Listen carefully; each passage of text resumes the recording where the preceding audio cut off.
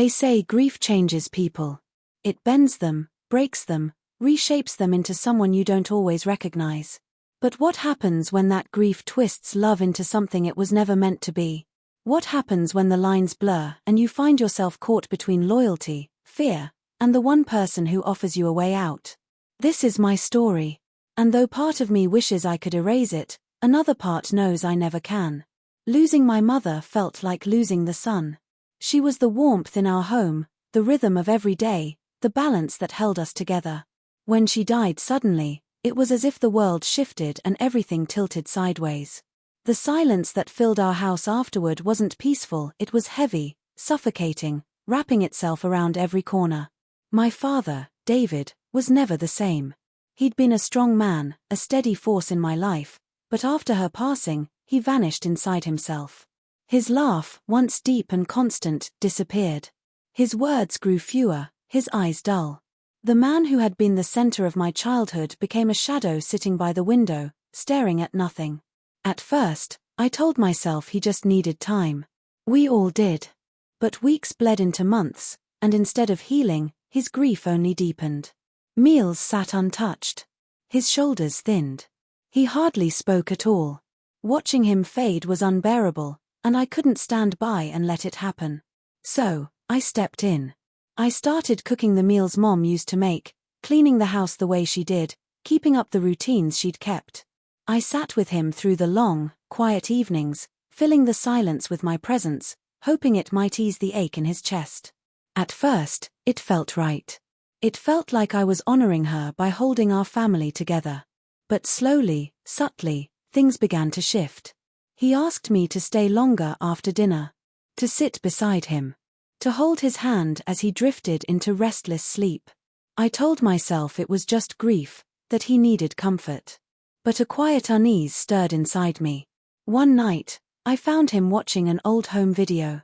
My mother's laugh filled the room, bright and familiar. For the first time in months, I saw a smile touch his face, but then his eyes turned to me. "You look so much like her," he whispered. I forced a smile. She was my mom. But the way his gaze lingered on me didn't feel like a father's love. It sent a chill racing down my spine. After that night, he clung to me even more. He called for me constantly, grew anxious when I left the house, and his compliments began to feel different. "You're just like her," he said once, his voice soft but heavy. There was something in his tone that unsettled me, something that felt more like yearning than comfort. I brushed it off until Micah, an old family friend, came by one afternoon. He pulled me aside, lowering his voice. "Are you okay?" I nodded too quickly. He frowned. "He looks at you differently." My heart skipped. His words cut through the excuses I'd been telling myself. I wanted to argue, but deep down, I knew he was right. Things worsened after that. My father grew possessive. If I mentioned seeing friends, his jaw tightened.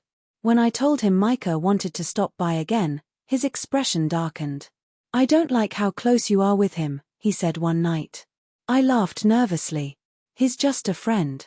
"Friends turn into more," he muttered, his eyes unreadable. The turning point came one late evening. Passing his bedroom, I heard him whispering.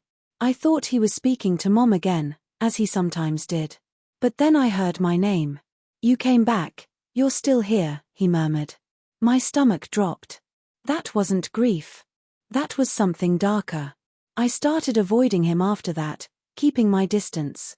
But the air in the house grew heavier with every passing day. One evening, while I cleared the table, he reached out and placed his hand over mine. "You take such good care of me," he whispered. "Just like she did." I pulled my hand back gently. "You should rest." His eyes locked on mine, burning. "You don't have to call me Dad, you know." The words hit me like ice. My chest tightened. "What?" His voice softened, almost tender. "Sometimes, you remind me so much of her. I forget." Fear surged through me. I stammered, "I think I should stay with a friend for a few days." He stood quickly, his voice sharp. "You're leaving me? I just need space." "You don't need space," he said, stepping closer. "You just need to see. This is all we have left." Before I could answer, my phone buzzed. A message from Micah lit the screen. "Are you okay?" I didn't think. I ran.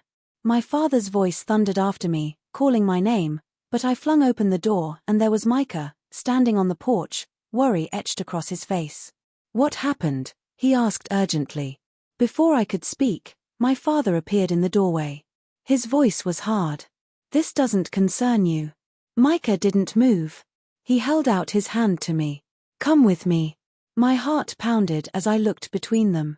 My father's eyes were pleading, desperate, but Micah's hand was steady, waiting. In that moment, I made my choice. I took Micah's hand and stepped into the night. My father didn't stop me. He just watched from the porch, his shadow stretching long in the glow of the porch light, as we drove away. Micah was silent at first, giving me space, but his presence was grounding. Finally, his voice broke the quiet. "You don't have to talk, but you're safe now." Tears burned my eyes. "I don't even know where to start."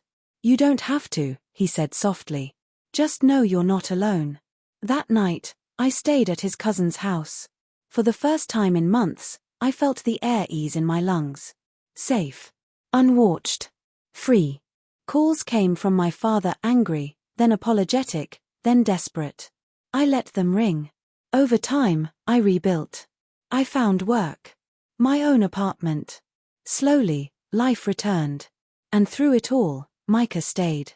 He didn't push, didn't demand, just stayed. One day, as we walked by the water, he reached for my hand. His touch was warm, steady. "You're free now," he said gently. The wind carried across my skin, and for the first time, the weight on my chest was gone. "Yeah," I whispered. "I am." But deep down, I knew grief had taken me somewhere I could never fully undo.